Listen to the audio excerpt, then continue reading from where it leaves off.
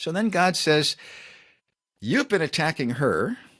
And by her revelation of who you are and what you did, she just attacked you. So he says, the King James words are, I will put enmity between the two of you. In other words, I'm confirming this conflict that's already going on. Mm-hmm. Oh, and it's not an equal conflict. She's going to win. So I'm going to put the enmity between the two of you, but her offspring, her seed is going to crush your head. So the very first announcement of the gospel, and I saw seminary professors get all excited. This is the wonderful first announcement of the gospel. And I thought, I get it, but why would God give the first announcement of the gospel to the serpent? It's there, I guess, but it just seems a little bit strange to me. And now that as I've learned from Joy what's going on, he gave part 1 to the serpent and part 2 to the woman.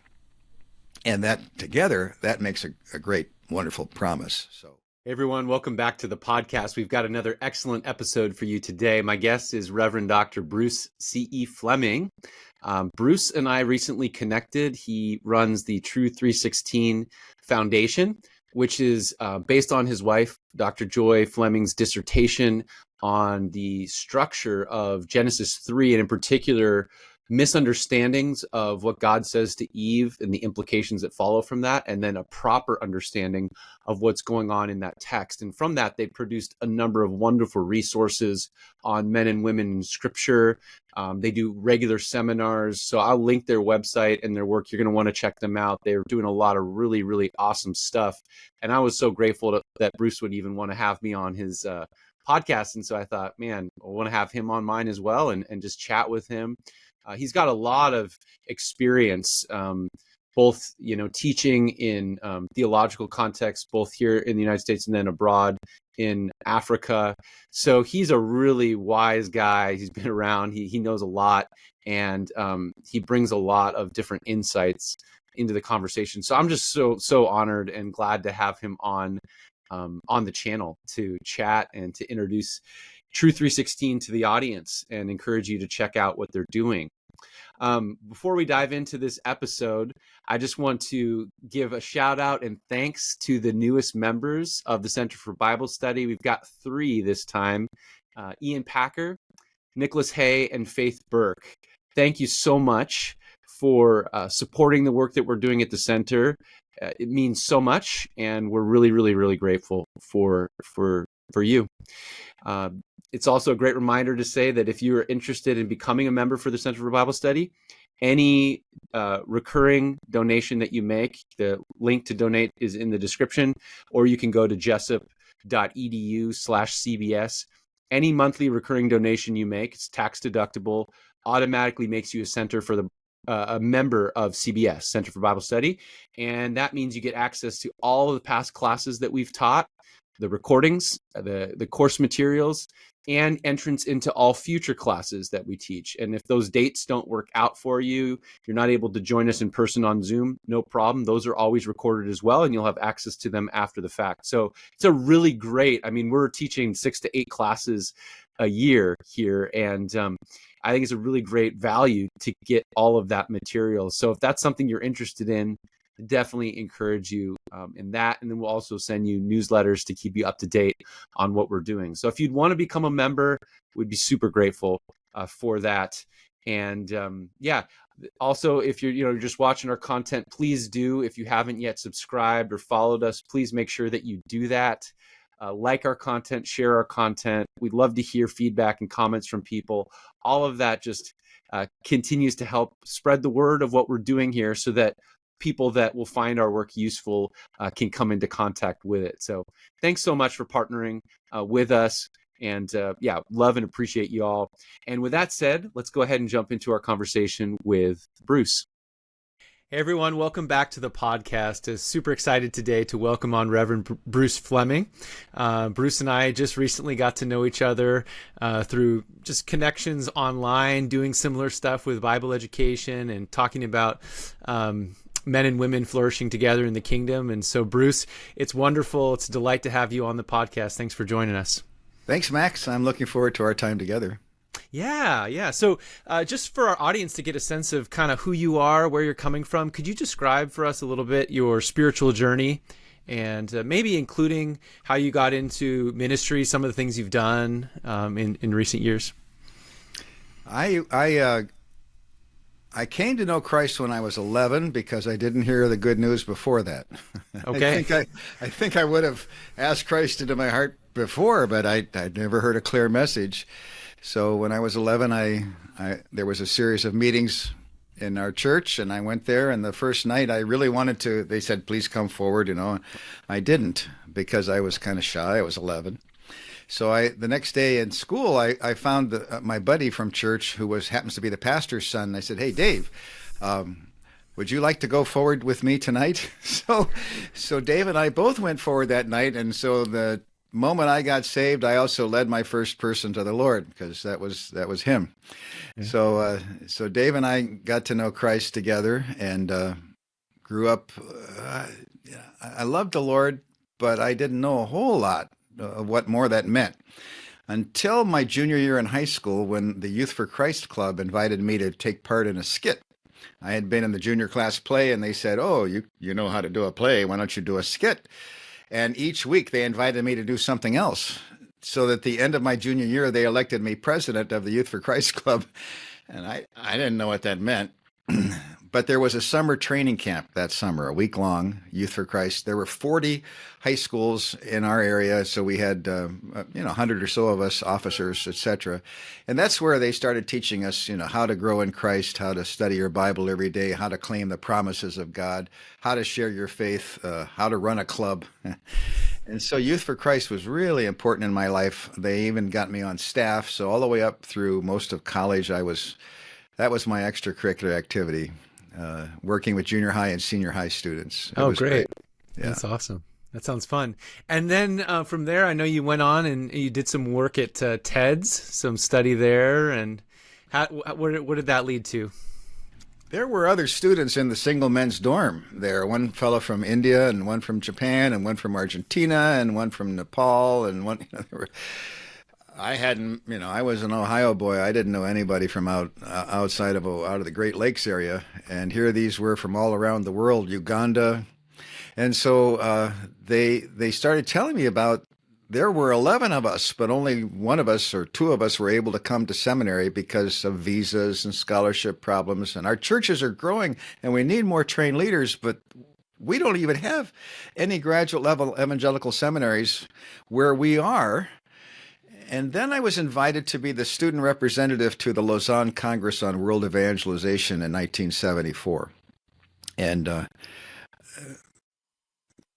I ended up also putting together a thing called the Trinity International Students Declaration of Concern, where we said to the Lausanne congregate, there was 4,000 of them there, would you also consider starting evangelical regional seminaries for people outside of the United States and Europe? So the whole world can get that kind of training. And we got pretty good coverage. And when I came back from that, the Free Church mission that ran Trinity, and I'd never heard of the Free Church outside of Ohio. We didn't even have any there. But the mission director came to my office one day and he said, he missed me, he left me a note. He says, "Would you be willing to be our representative to a new French-speaking Africa seminary?" And I got the note and I walked home and I thought, no, I don't want to be a professor in Africa.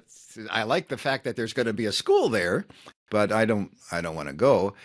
But that weekend there were 21 different things that the Lord brought into my life. A booklet that came unexpected. There, decision. Let's see, how to affirm the will of God. There were just all kinds of things that came together. 21 of them, and I started counting. And when he came back Monday to my office and said, "Bruce, would you be willing to go to Africa as our missionary professor?" I said, yes, I will. Yeah. But from that moment, it still took 10 years of preparation, theological education and missionary training, and 2 years in France and 2 years in Zaire, now called the Democratic Republic of Congo, and deputation in the churches before I finally set foot in the classroom in Bangui, Central African Republic. Wow, that's awesome. And were you and your wife studying together through this whole time, or at what point did you meet in this journey? I found out later that my buddies from Uganda, they were praying like mad. Lord, Bruce needs a wife. so Ah, okay. so that I was praying that way too. But I met Joy at seminary. She came and we met, and the Lord brought us together. And she was an Old Testament student. She didn't. She wanted to know Hebrew, basically. She wanted to know Greek. She had gone to Wheaton College and had never had a chance to study the languages there. So she ended up coming to Trinity, and then as she continued to study and as we got to meet, the Lord brought us together. So she finished her master's degree, and I'd had a master's of divinity and a master's of theology. And she said it's a good thing that we got married because between the two of us we have three masters, because no man can serve with two masters. That's great. I like that one. That's her line. That's her line. Yeah, that's great. Yeah. So, yeah, I'd love to talk then. More recently, you and Joy together started True 316, which develops around her doctoral work, studying Genesis 3:16, the importance of what's going on in the text there, and how it's been interpreted or misinterpreted in the church. So tell us a little bit about the story of True 316. How did it get started? What are you hoping to accomplish with this organization? I hope people can understand this is just a step at a time. You know, the Lord, I know he had a great plan in mind, but boy, it wasn't obvious to me at the time. So we were in France because we're going to be going teachers at French-speaking Africa. And while we were there, we met with one of the leaders of the seminary from the Association of Evangelicals of Africa, sponsoring the school. And he said to Joy, he said, "You're going to be the Old Testament professor, right?" "Yeah." Well, don't do your dissertation on all the verses in the Old Testament are great, but don't do a dissertation on some obscure verse. That do it on the meat and potatoes passage for us. He didn't say meat and potatoes, but the equivalent. So Joy was praying about it, of course, and the Lord led her to do Genesis 2 and 3 on the Garden of Eden. And when they found out about that in Africa, they said, "Oh, that's great, because we all have our own creation stories, all of our tribal religions, animism, etc. We all have our own stories. We really want to know what God said in the Genesis 2 and 3. The importance of that is that Joy said, "Look, we're going to keep our finger on the text. Whatever the Hebrew text says, that's what we're going to do." And she said, God cursed, clearly using the Hebrew word for curse in the Old Testament. We had been doing informally some surveys in the U.S., in Europe, and in Africa, and we asked people, how many times did God curse in the Garden of Eden? And they all said 3, 4, maybe more, and they were all wrong, because God only cursed the serpent tempter, and God cursed the ground, and that's it. Mm-hmm. And so the grace of God is fantastic. Look, he created them, put them in the garden in Genesis chapter 2. And then in chapter 3, did he turn around and get rid of them and curse them and mistreat them? No, he didn't. So that's clear. However, and this is where my junior high Youth for Christ sense of humor was warping things. I said to Joy, yeah, but we know he cursed the woman. And she didn't laugh because it wasn't really a good joke.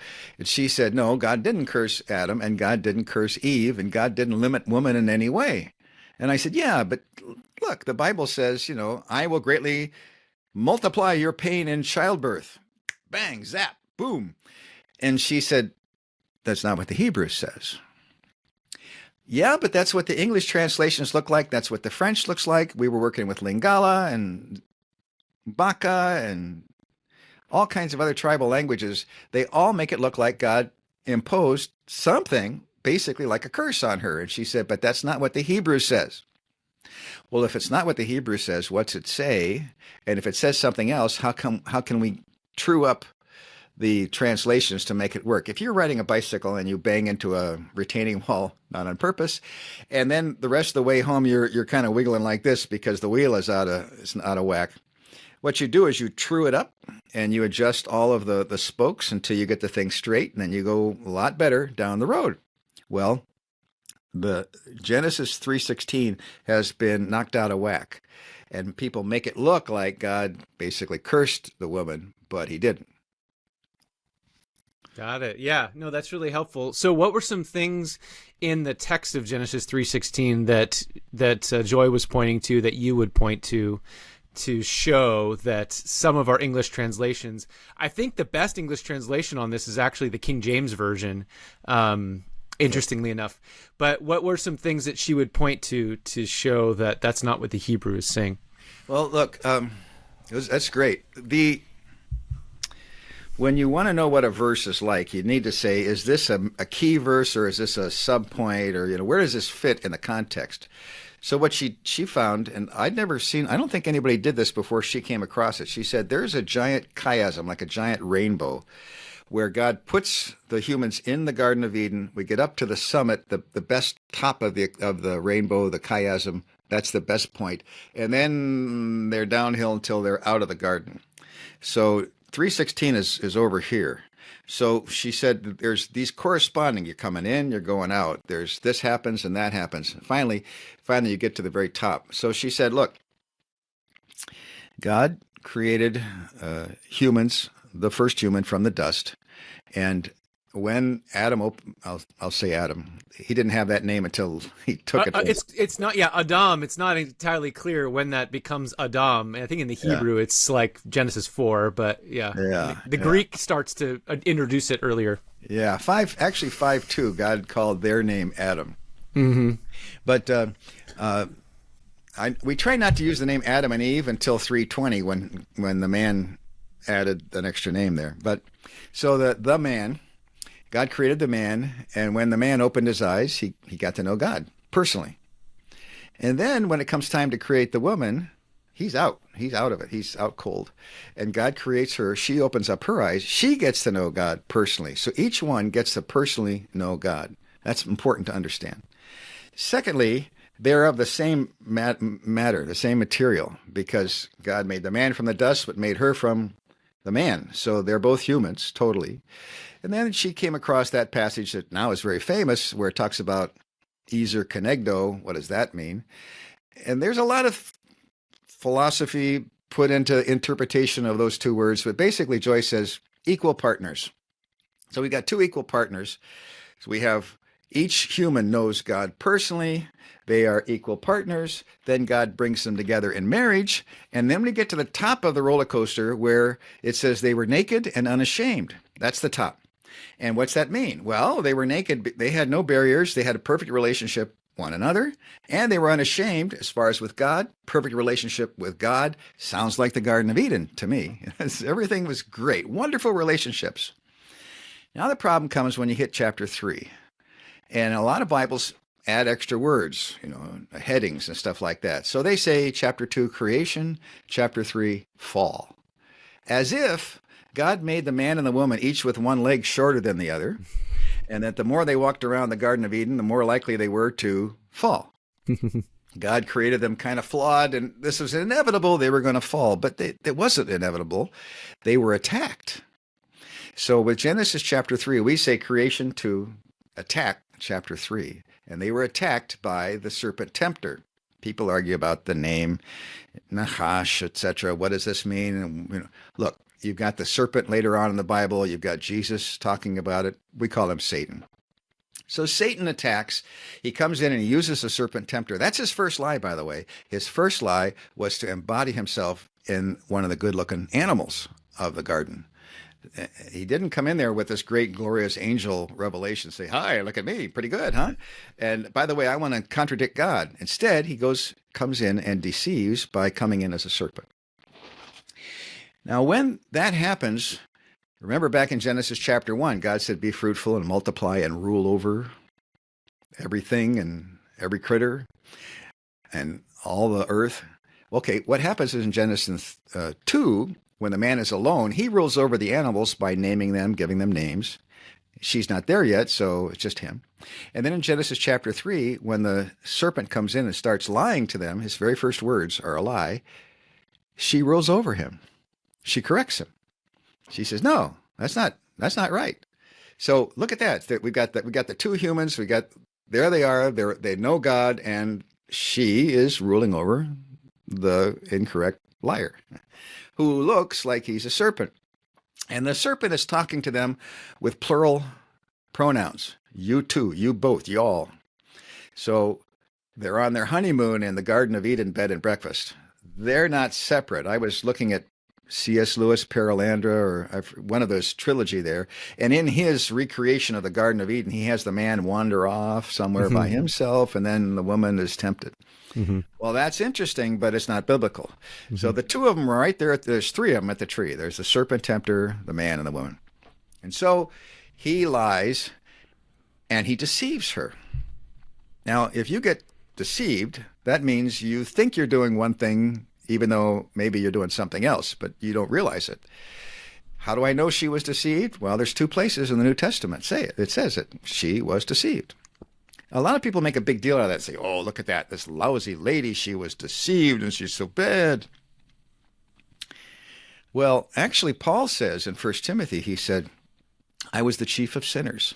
I was a blasphemer and a persecutor and injurious. And yet, God appointed me as an apostle because I did it ignorantly and in unbelief. And after that, he goes after Hymenaeus and Alexander, who were blasphemers, and he says, I'm abandoning them to Satan to be taught to blaspheme no longer. Whoa, wait a minute. We've got blasphemers and blasphemers. These first-degree blasphemers that rejected conscience and made a shipwreck of their faith, they got abandoned to Satan to learn how not to do it anymore. Paul is the chief of sinners. He's a blasphemer, and he gets appointed as an apostle. Why? They did it on purpose, and he did it ignorantly and in unbelief. They were first-degree blasphemers. He was a second-degree blasphemer. You know well, in the Old Testament, when the people of Israel came into the Promised Land, God said, on this side of the Jordan River, 3 special cities. On that side of the Jordan River, 3 special cities. And in those 6 cities of refuge, if somebody kills somebody but didn't do it on purpose, they can go there and they'll be protected from the pursuer who's trying to, what's the technical word? They were, they're trying to seek vengeance for the killing of their relative or something like that. That's right. They didn't have an electric chair. They had the vengeance. And so the person that, pursues justice, if you were a first-degree murderer, punishment was death. Second-degree murderer, punishment was exile into one of those 6 cities. Again, more guilty, more punishment. Less guilty, less punishment. Okay, they both killed somebody, but there was a distinction made. Now let's go back to the Garden of Eden. The man and the woman both ate the forbidden fruit. She was deceived. She lists 3 good things. Or the Bible says she thought it was this good thing, that good thing, and that other good thing. 3 good things. She thought there were 3 good things. She ate. And she died. We don't have her around here anymore. And he died. But he wasn't deceived. He ate. So was he a first-degree eater or a second-degree eater? Right. First-degree eater. Was she a first-degree eater or a second-degree eater? Second-degree eater. So now there's a little distinction going on here. When we finish reading those first verses in Genesis chapter 3, we now have 2 types of eaters going into the rest of the chapter.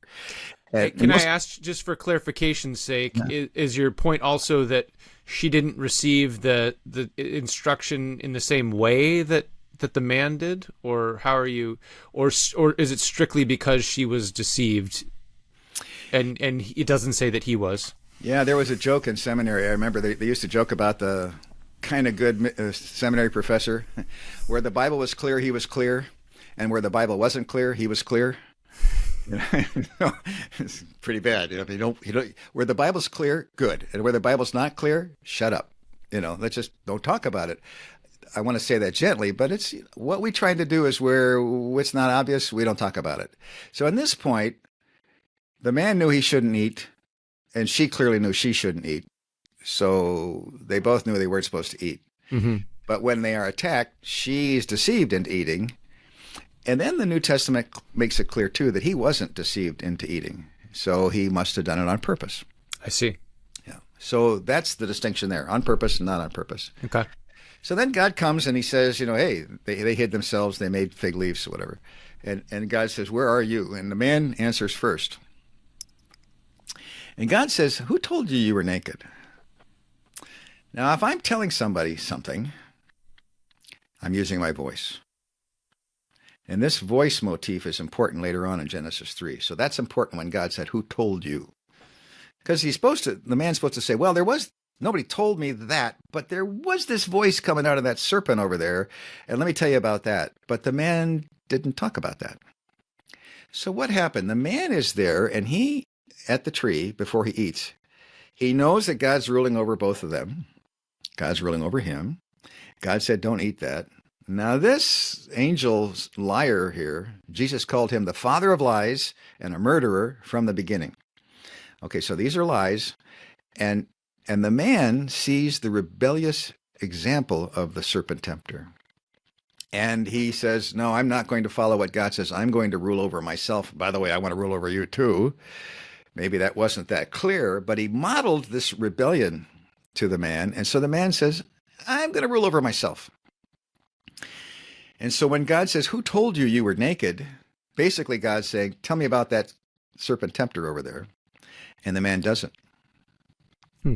And what happens is, when you've got kids, I've got grandkids, had kids, you dissimulate, you dissemble, you hide the fact of, I don't want to tell you about that.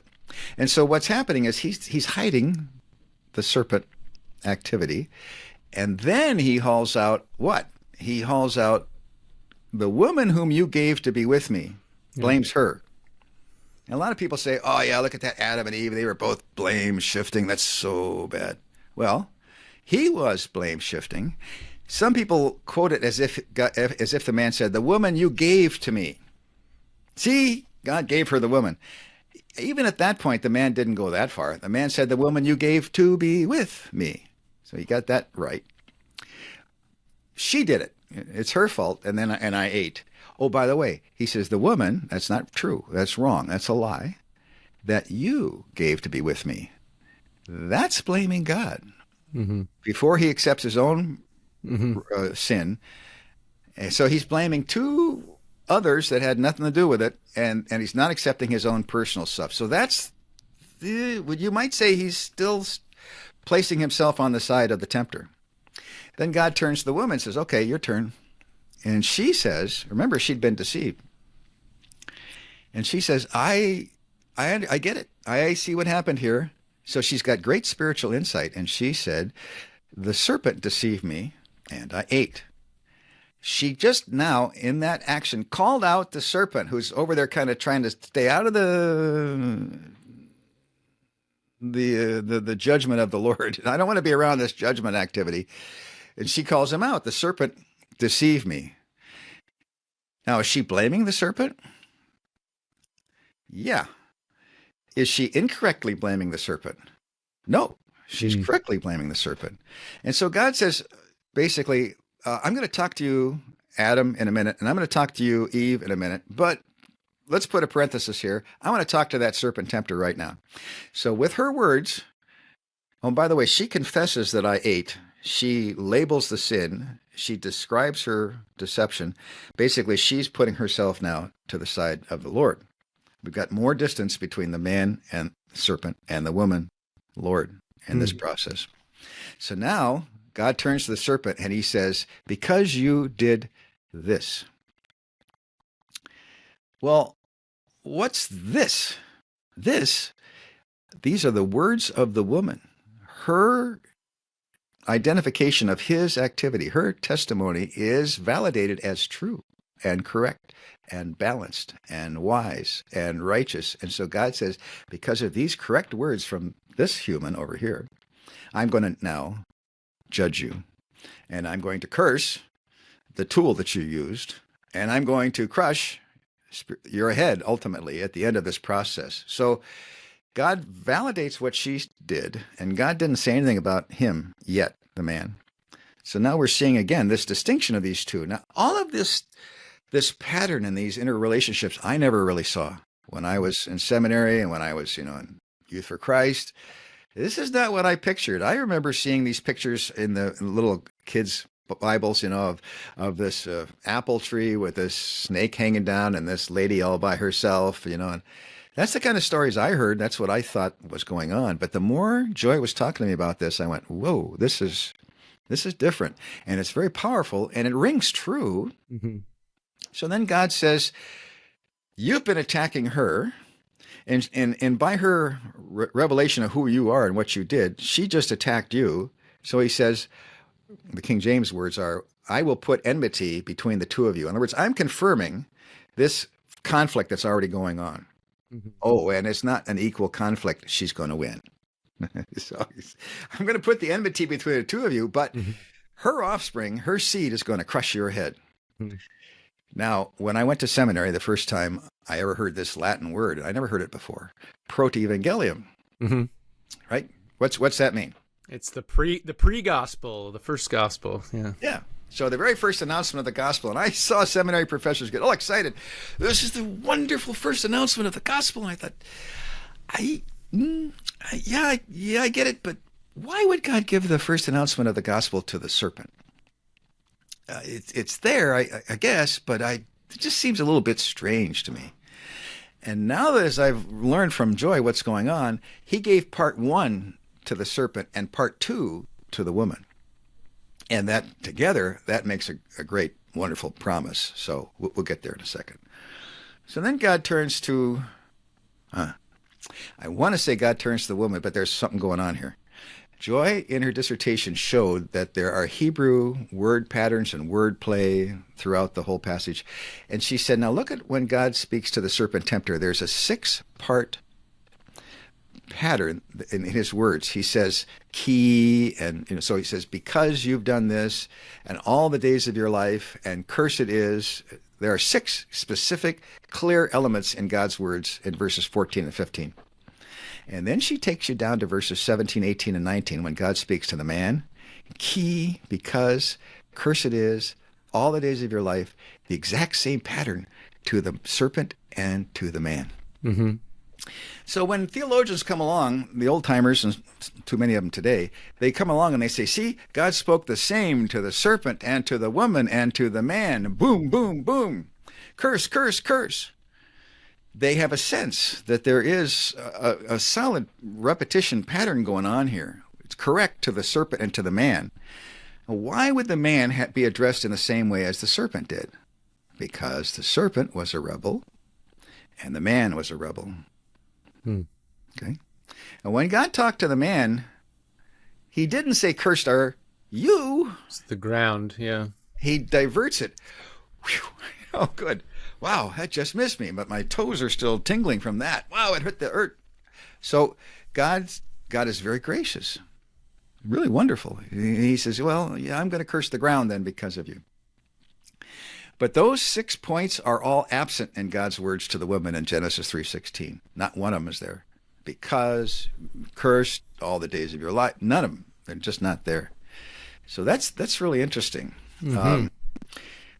When I was putting together, a couple years ago, I was praying and I said, Lord, I got white hair. I don't have that much time left. I think I got one more project left in me. What would you like me to do? And it was almost out loud. I heard the 2 words, Joy's dissertation. And so as I got thinking about that, I thought, yeah, when we came back from Africa, there was a lot of stir. People were interested in her dissertation. But this new generation, they don't know what she did. So what are we going to do? And eventually it led me to the Eden podcast. And as of today, we just today clicked over 140,000 downloads for the podcast in 120 countries. So wow. They talk about a niche podcast, you don't expect too much. Well, this is one verse. And yet we've got people from 120 countries that are interested. Mm-hmm. Because Elon Musk talks about first principles all the time. He says, how do we pay people online? He co-invented PayPal. How do we make electric cars? He figured that out, Tesla. How do we make rockets to go to Mars and reuse them? SpaceX. But every time he keeps talking about what's the first principle. We got to go back and figure out what the basic, how much aluminum is there and how much of this and that. And we put these pieces together and ta-da, we come up with a great product. Or not so great, depending on what you think of Tesla. So this first product, this first principle, the Garden of Eden, all the time. Christians everywhere, Bibles in every translation. What do? They go back to the Garden of Eden. And they inevitably go back to God, his response. What do you do when you disobey me? That we don't ever hear an extra word from God saying, okay, now you're dead. Zap, bang, you're dead. They were standing there beside the tree. Well, they were hidden a little bit off to the side. But the Bible, I think they were both wondering, are we going to keel over now? What is that? And he never talks about it. The death penalty was just a given. Instead, now he's dealing with them. There's something extra. There's a judgment he imposes on the serpent. And then there's a judgment he imposes on the man. And I heard a really nice person the other day that I would like to agree with, but I don't, who said God added extra penalties to the woman. When I heard that, I took it to Joy, and I said, hey, what do you think of that? Did God add extra penalties to the woman? Extra penalties to the woman at all? And she said, no. But it looks like it, and we're used to thinking that. So let's go to Genesis 3:16. There are a lot of people that say there's part A and there's part B. There's the first half and there's the second half, as if there are just two halves. And Joy says, wait a minute, no. There are 4 lines to 3:16. The first one, God takes action. And then the second, third, and fourth one, he explains. He teaches. But he's not taking any further action. So the action is in line 1. That's the biggie. And in line 1, he says, literally, he says, to multiply, I will multiply. And you put those two together, and you're an Old Testament professor, so you know what an infinitive absolute is.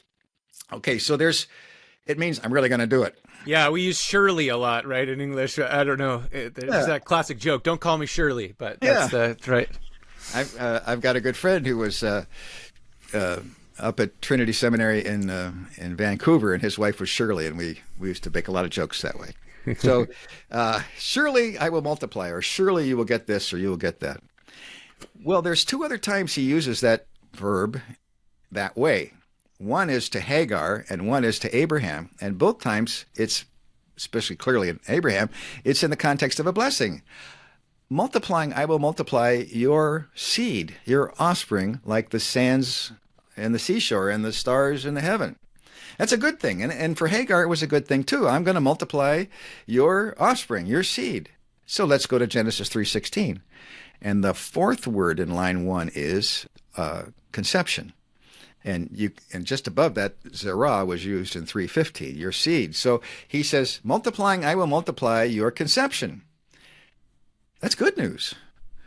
That's not an added penalty. So people say, well, there's penalties to the serpent, and there's penalties to the woman, and there's penalties to the man. It's bad, bad, bad. No, it's not. Joy points out that the tree was of the knowledge of good and evil. There's mixed fruit. And she shows in her Hebrew analysis.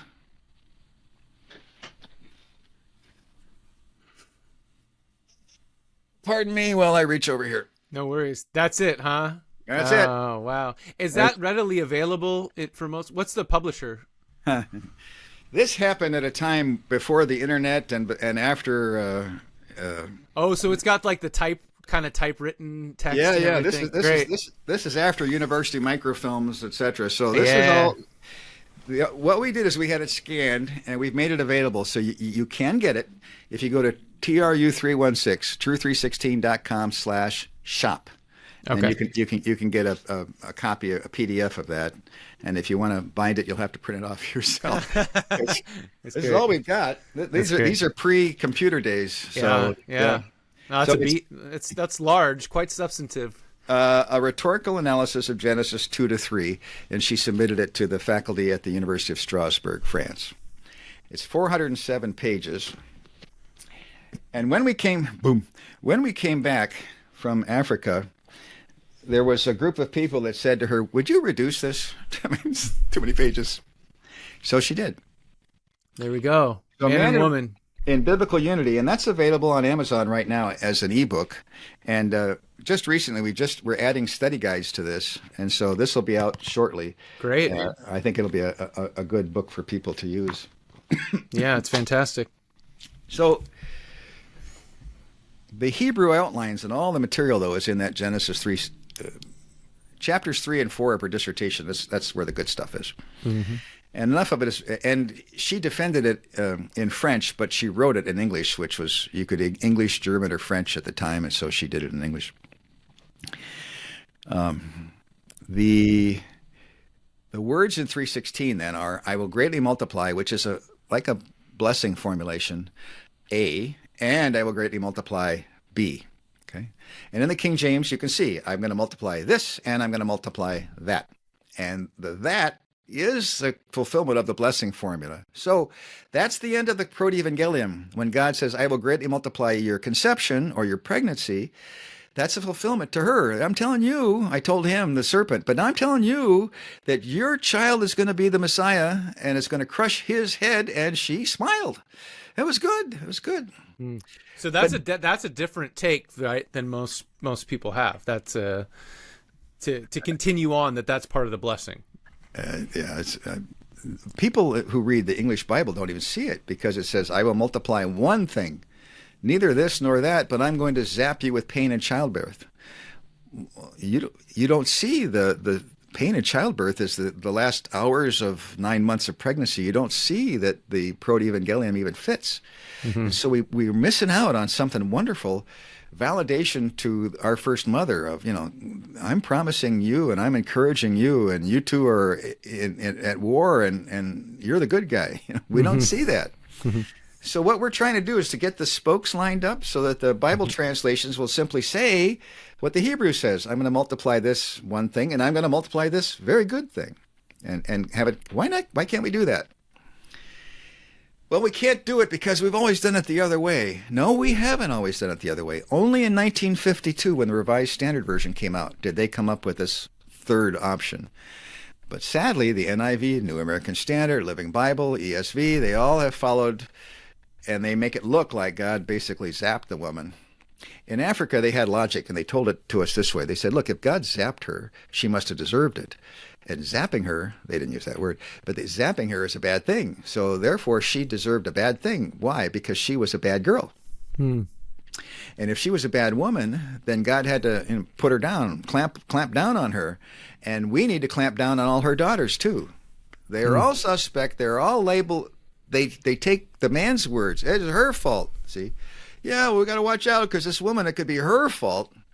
So in the church, clamp down. In the home, clamp down. In the society, they clamp down. And it's all because of a non-biblical, frankly, a pagan or satanic misinterpretation of what God actually said and did and what she did. Mm-hmm. It's a very, very serious problem. Mm-hmm. The other thing God said to her, though, the first thing he said was, I'm going to multiply. Oh, and by the way, the good news, the good fruit, bad fruit. Joyce says there's a good news, bad news pattern all throughout God's words to her. So I'll multiply your conception. That's the good news. But there is a bad news, and that is I will multiply your itzabon. That's the Hebrew word. And in King James, it says, I'll multiply your sorrow. Well, that's not quite precise enough. So Joyce says, make it a hyphenated sorrowful toil. I'll multiply your toil or your sorrowful toil. And I said to Joy, I said, well, that wasn't very complete. I mean, God says, I'm going to multiply your conception. That's good. That you can figure that out, what that means. But I'm going to multiply your sorrowful toil. He just tells her that. What's it mean? What's she supposed to make out of that? And she looks at me and she says, well, that's a proleptic prophecy. I don't know if I ever heard what there was such a thing, at least in my courses. And I said, so what's a proleptic prophecy? And she's a good teacher and very polite. And she said, a proleptic prophecy is when the results of the prophecy are given, and then the causes, they get around to explaining that later. So the result is she'll have itzabon, sorrowful toil, and you'll find out more later. All right. So what is it? Well, in the very next verse, God says to the man, because you have done this, the equivalent to the serpent, cursed is the ground because of you, and as a result of that curse on the ground, you will have itzabon. That's still not a whole lot of detail, There's one more time that word is used, only one, and that's in Genesis 5:29, when the parents of Noah are saying, we are really suffering from this field work on this cursed ground. We've got dirt on our fingernails and we got thorns in our palms, and this is really bad, and we need to be rescued for this, and maybe Noah is going to be our rescuer, and they use the word itzabon. In other words, itzabon is the bad result of doing field work over the cursed ground. Mm-hmm. Okay. So now Eve, God tells her, you are going to have sorrowful toil, dirt under the fingernails, and thorns maybe in your palm. You're going to have a difficult time doing field work, not because of you, but as a result of my cursing the ground because of the man. And you're a human too, so you're going to have that. In Africa, the women were out there in the fields all the time. Yep. The men some of the time. And so the women definitely had itzabon. They had a hard time. But tell me, does that have anything to do with the act of giving birth to a baby? No. See? Yeah. No, I think that's really helpful. It's a lot of people just forget in an agrarian society where everybody in the family, everybody in the household is responsible for making ends meet. You don't really have the luxury of saying, we're going to have these divided gender roles where women stay in this room and never leave and, this and that. It's everybody's literally a breadwinner in the house. Yeah, So, right. yeah. Right. So, but the big point for me is that it had nothing to do with childbirth in itzabon and nothing to do with childbirth in heron or harion. But what they've done is these interpreters have said, no, there's a thing called a hendiadys where you can take two things and make one thing out of it. Mm-hmm. Okay, that's true. But usually you have indications in the text, the words, it says, oh, this is a do that kind of a thing. And it's not. There are no indications such as that. And it's if you're going to say that there's a hendiadys, then the proof has got to be on you. There are no indicators really justifying your doing that. And Joy says the proof is on me. She says, look at this. In Genesis chapter 2, there's a linchpin construction. Genesis chapter 11, there's a linchpin construction. What that means is there's two words used in the middle, one of which points down to something that comes next, and the second one that points back up to something that already came. Mm-hmm. It was already talked about. And she says, look at this in Genesis 3:16a. God says, you're going to have itzabon, links down to 3:17 to the man. And God says, you're going to have heron, links back up to 3:15 to zerah. And so what you got is a linchpin here where you have these two elements, and they're linked. And again, remember, people want to treat all three the same. They sense that there's a linkage. There is a linkage, but it's not what they're sensing. There's the pattern of six, and there's the linchpin linking, but he's not talking to her the same way at all. And so we just have to clean that up in true of the verse. Well, let's move down to where God's not acting anymore, because he says, I'm going to multiply. He's acting. Mm-hmm. But he doesn't say that anymore in 3:16. So he says, etsev. The word tree is etz. And you can hear the pun sounding itzabon, and this one is etsev. So the Hebrews, they like that. They like to play the sounds, etc. So etsev, what does that mean? For a while, I used to think it means effort, physical effort and stuff. But Joy said, no, I think it means psychological grief, psychological sorrow. Mm-hmm. And I'm now convinced I'm going with her on that. So with grief, yalath, to give birth to, and then banim, plural, children. Mm-hmm. Now, yalav is that middle word there, the verb. And if you go back to NIV, let's go back to the King James Version. In Genesis chapter 4, there's four generations. There's great grandpa, grandpa, dad, and son. So Irad and I forget the names, but there was so-and-so begat so-and-so, begat so-and-so, begat so-and-so. There were four of them. Mm-hmm. Well, this begat, we don't use that in English anymore. So the NIV translated it this way. Great-grandpa was X was the father of Y, was the father of Z, was the father of A. Was the father of. Okay, take that yalav, put it in Genesis 3:16, same verb. So in grief, you will be the mother of children. Joy said, yeah, let's say gave birth to. Okay, that's fine. So what's the bad news? In grief, what's the good news? Banim, children. Because that's the fulfillment of Genesis chapter 1. Be fruitful, multiply, fill the earth. See? So we've got bad news of Itzabone, good news of her own, sorrowful toil, conception. And now we have bad news, grief, and good news, children. Mm-hmm. And God didn't take any effort. I'm not imposing grief on you as the mother of these children, but did she experience grief as the mother of those children? Mm-hmm. Yeah, all kinds and of the grief is in.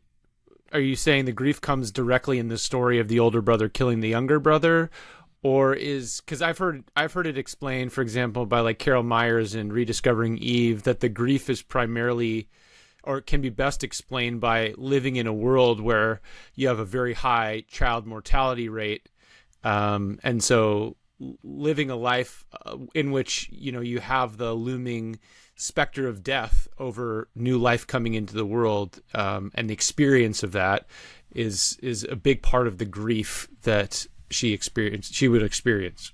I respect her concern about that. In Africa, where we were, in some of the tribal areas, they had up to 50% mortality rate before age 5. Mm-hmm. I don't read anything like that in the Garden of Eden and the first generations afterwards. They were full of life and living and going on and doing fine. I don't see, that Cain fell over early or Abel died early because of whatever, or Seth got, malaria. I don't see any of that. And if you're preoccupied with pain and childbirth, maybe you're going to be thinking about childbirth, and the babies. No, I think it's more Cain and Abel. Look, Cain not only killed his brother, but he was rebellious. God talked to him, said, don't act like that. And he still was rebellious. He offered the wrong kind of sacrifice. He was rebellious. Who else had been rebellious? Where would he learn to be rebellious, except maybe from Dad? So, especially from Dad, maybe. So what happened is that in Genesis chapter 4, verse 1, Eve says, I have begotten a man, the Lord. That's literal translation from the Hebrew. And most translations fill in, and they say, I have begotten a man with the help of the Lord. But when I first studied this, Dr. Walter Kaiser talked about this, and he said, you could take it either way, frankly. But he says, I think this is a confession of faith on her part. God promised me that my son, my offspring, could have been a daughter, I suppose, but my offspring is going to crush Satan's head. I got my first baby. Good. I got the one that's going to crush Satan's head. This is wonderful.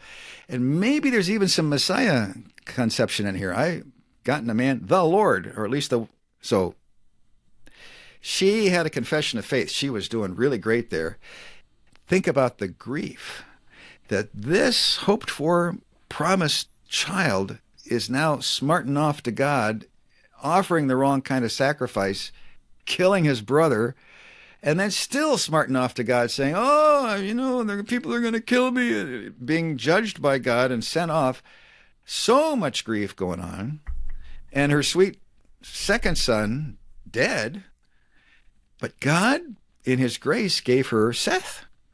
And there in Genesis 4 and 5, we have the line of the evil ones and the line of the righteous ones. And there was a whole line of Seth, which was really wonderful, all the way down to Noah. So she's got a lot of grief going on. So what's it going to be like for you to be the mother of? And then we've got the good, bad pattern happening again. God says to her in line C, I'm looking into your heart. You have not blamed me falsely. You have not blamed your spouse falsely. You have not hidden the attacker from me. You have been appointed by me to be in warfare with him. You have received my promise of the Messiah to come, and I look at your heart, and you have Tsuka. Every indication is this is a good thing. But if people think that she was a stinker and the bad person and the temptress and Pandora, they're going to think Tsuka is a bad thing. Mm-hmm. And people also point to Genesis 4, right? Sure. The term shows up again there with Cain. Yeah. Yeah. Let's try Genesis 4. He's talking to this human Eve about Tsuka, and then he's talking to a theoretical serpent critter about Tsuka. I mean, you got a human and you got an inhuman. I'm not real tempted to compare those two.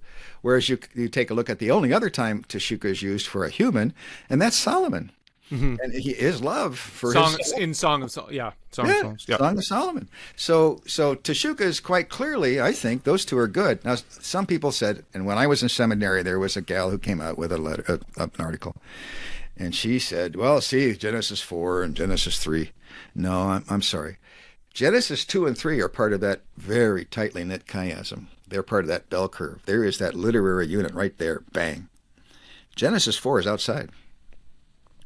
And there are all kinds of other patterns and things going on in Genesis 4. So that doesn't influence me very much at all. I mean, it's interesting. Okay, that's nice. That's fine.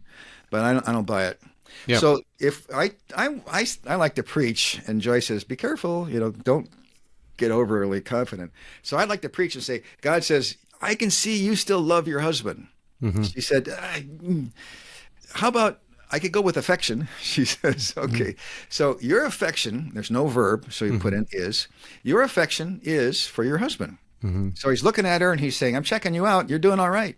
Yeah, that's the good news. Now, our ESV readers might need a little more correction here, even, right? Because the preposition le there is in the ESV is even more egregious. It's your desire will go against your husband, which is a completely novel way. I'm not aware of anywhere else in the Old Testament where they translate it against.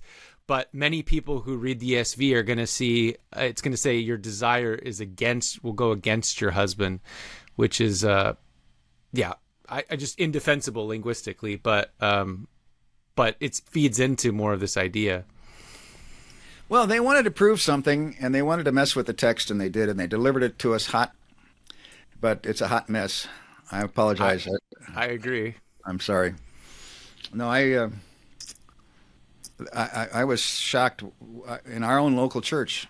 That's in the Pew Rex is that translation. Yeah, I know many that are. That's why I bring it up. Yeah, they're good marketers, but look, it's the Word of God. I hope, but I wrote a book called the title has the words theological heresies in it, and in it I mentioned this. Look, there are heresies that prevent you from knowing the Lord, and then there are heresies that make you sick. And I'd put that in that category. I would call that heretical activity, and it makes you sick, and it makes me sick. In the Eden podcast, we are getting all kinds of listeners contacting us, and they're saying this: I didn't like Eve, and I didn't like God either, because I thought that Eve was the troublemaker, and that God was overly harsh with her, and frankly, I've stopped going to church. I've stopped reading my Bible, and then somebody put me onto the Eden podcast, and I've listened. And now I've come back to reading my Bible, and I'm looking again now for a good church. And there's a change in their lives. We had an old farm in Pennsylvania, and there was on the far hillside was the old homestead. And my dad, when I was a kid, he took me over there, and he said, now the barn used to be here, and the farmhouse used to be here, and you can see some of these stones in the foundation. And over here was the spring house, and we went over. He said, the spring should still be here. Yeah, there was the spring, but it was lots of watercress and different kinds of nice-smelling plants. He says, let's clear this out. There were sticks and leaves. Let's clear this out. We'll come back in a half hour. And so that mess turned into this beautiful little pool, and then he taught me how to cup the water, and it was great spring water. And that's what I think we need to do, is that Genesis 3:16 has been polluted. And that's one example of how. We just need to clear that brush and muck out of there, and then let the fresh, clean water go downstream. Mm-hmm. By the way, when that water goes downstream, it's going to hit some passages in the New Testament, like Ephesians 5 and 6, 1 Timothy 2 and 3, 1 Corinthians 11 and 14, 1 Peter 3. And we're going to find that those passages are good, that God is not biased, that God is not unfair, God is really good. And but you have to clean up Genesis 3:16 first. Mm-hmm. Yeah, so I was going to ask you about that, just kind of as we're kind of wrapping, just so people know, right? You've obviously focused the organization around Genesis 3:16, but you have resources and books on the other New Testament passages as well. Because I think for a lot of people, even when we clear up Genesis, which is so important, as you're mentioning, there's still this guy called Paul. that wrote some letters that are in our Bible, and so I'd love to hear just maybe if you just give a few of our overarching thoughts. I know you talk about the important marriage text. You've got a book on that. On the Ephesians text, you've got the book on, of course, probably the trickiest one, the 1 Timothy 2 passage, Corinthians, as you mentioned. But maybe if you had a couple thoughts, larger thoughts on how you approach the Pauline texts that say things that could definitely have been understood to be contrary to the message of equality between men and women. Yeah, I grabbed this one is beyond Eden. So that's Ephesians 5 and 6. Paul says, you think Eden was good. It was, but with the Holy Spirit in us and us being united with Christ, it's even better. It goes beyond Eden. The 1 Timothy book is called Back to Eden. Mm-hmm. So if you looked on Amazon, you look up the Eden book series, and then you'll find those. But in Back to Eden, the reason I pick on these is because they talk about Eve and Adam. Mm-hmm. Mm-hmm. They all go back there. So when he says Adam was created first and then Eve, and so in 1 Timothy chapter 2, again, you don't want to pick on one of those verses outside of context. You have to focus on them.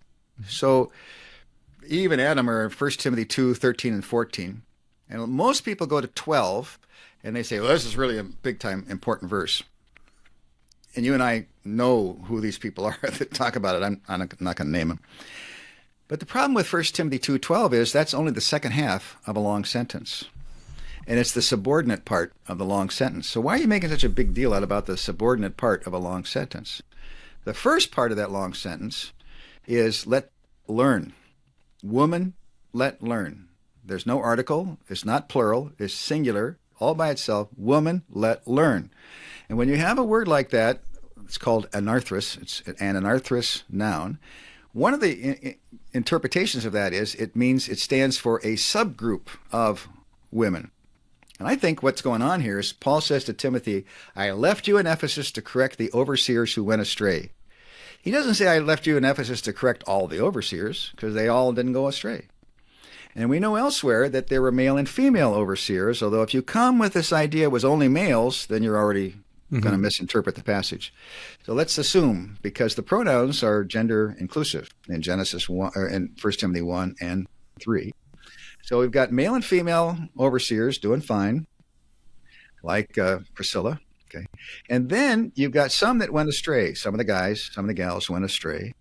And he talks about first and second degree sinners, himself being a second degree blasphemer, persecutor, injurious person. And then he gets to the point where he says there's some guys that are disrupting the church when they're praying and prophesying. So that's because their teaching was false, I think. And so he says, I don't want them to do that. And then he says in 1 Timothy 2:9, likewise, I wish. So now we've got the guys that went astray in verse 8 and the gals that went astray in verses 9 and following. And as far as them are concerned, he says, I want this subgroup of women overseers, the ones that are being corrected, to learn. And he says, in silence and in submission. Well, what do those two words mean? Exactly what a rabbinical student does. They learn in silence, in subjection to their rabbi. And when you're a rabbinical student, you're there to become a rabbi yourself and to do the teaching later on. And so then Paul says, now, why am I being so gentle on these women? Because Adam and Eve, he brings them up. He says, because these women overseers who went astray were like Eve and were like me and are being gently treated. In fact, they're being restored. And in chapter 3, he says, in Greek, he says, if anyone aspires to oversight in the church, oversight? Who's aspiring to oversight? The ones that were overseers and want to get back in. You're aspiring to that? I got a good word for you.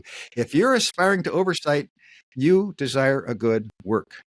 And the rest of the pronouns are gender inclusive in that part of the chapter. So what's going on here is he's quoting Adam and Eve, not because, I've seen some terrible interpretations recently. The man is in charge and he's the head and he's got this first and she was last. No. He's saying these women overseers are being corrected and restored because they were second-degree sinners like me. And I was appointed the number one apostle here for the church at this point in time. So if you understand Genesis 3:16, it's a slam dunk. You don't have many problems. You just go right through it. So the other passages are similar. If you wonder about headship and you wonder about weaker vessel, if you look at 3:16 and get it straight, then we've put this Eden book series together to show you that no, it works out. Now, here's the problem. These are all kitchen table level books, and they've got study guides in it. So if you really want the Greek and the Hebrew and stuff, that's not what we're presenting you here. We're presenting this to you in a popular level. And the research is also there. Mm-hmm. And if other researchers want to join and add to this, I would love to have that too. It's great. No, I think it's helpful. And hey, we need it in a popular format as well, because there's a lot of scholarship in the original languages behind this stuff, but it doesn't always make its way down. Yeah. And, people have been trained to proof text, look at individual verses out of context, not think about the overall rhetorical structure of a letter. And, as you bring up, it's an important consideration when we're looking at 1 Timothy, and false teaching is going on, that may be playing into what's being said there. As you argue, you think it is. And so that's a big deal. You have to consider all the context. So yeah, that's super helpful. I'll have a link in the description to all the books as well, so that people can check them out, because highly encourage everybody to do that. Just in closing, is there anything else, Bruce, that you would just like to mention about? I'll have a link to your website, to Truth 316. Any encouragement for listeners, viewers, ways that they might get involved? Yeah. It is a way to get involved, and it is a personal plea. Look, the Lord said to me, Joy's dissertation, that's fine. I was all by myself in the car when I prayed that way. Came home and told Joy. But this is too big for us. There's just too much going on. In fact, we were encouraged now, instead of having a weekly podcast episode, to go daily. And the Lord has provided for us, so we're going to be doing, we interviewed you, Max. Yeah, that was great. You're one of our first guests for season 12. But that takes a lot more work and editors and this and that and the other thing. On 316 Day, March 16 of 2023, we officially launched the True 316 Foundation. So now we're a nonprofit organization, a ministry, and we can take donations and partners and build on from there. And so I would encourage people, if they're interested in doing that, to go to true316.com/partner. We've come up with the name True Partners, TRU Partners. And the more true partners we have, the more we can do, and the more the word will get out. We've got I don't have it right here, but we've got a French translation in the works, and we've got some Chinese stuff and Spanish that we haven't touched. There's so much extra help that we need to have to move ahead. Anything that people can do to help us out, that's a big deal, and we'd love to have you join us. That's fantastic. Yeah, thanks. And I encourage people to look into it. I mean, we are, in every generation, in every space, these are issues that people are really wrestling with. I sense a lot of people are asking these questions. I mean, I have students want to talk about this all the time, and so I'm constantly talking about it in class. But yeah, I mean, to bring about more of a fruitful biblical understanding of men and women imaging God together in the church, I think that's where our hearts are at, and we want to encourage you to do that. So thanks so much, Bruce. I appreciate all the work that you and Joy are doing, and it's been a delight to have this conversation with you. I appreciate your encouragement. I'm glad to be on the same Bible study team with you. Sounds good. Thanks. Thanks so much for watching this video. If you enjoyed it, please make sure you subscribe using the link below and check out some more of our videos.